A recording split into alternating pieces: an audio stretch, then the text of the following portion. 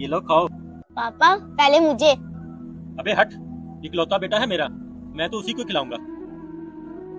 बाबा आखिर क्या फर्क है बेटा और बेटी में? जब मैं बूढ़ा हो जाऊंगा तो यही आएगा मेरे काम। तुम क्या करोगी मेरे लिए? तुम तो ब्याह के अपने घर चली जाओगी।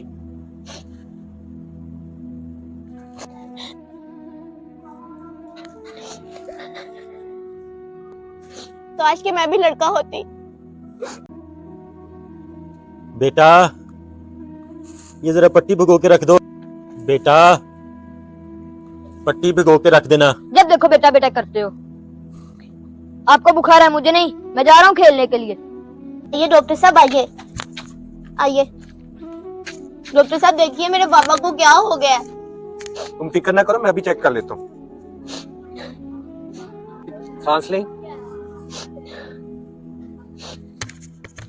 आपके पापा के अंदर खून की कमी है, इनको फौरन खून लगाना पड़ेगा। डॉक्टर साहब मेरे जिस्म का सारा खून निकाल लो और मेरे पापा को लगा दो, पर मेरे पापा को बचा लो डॉक्टर साहब।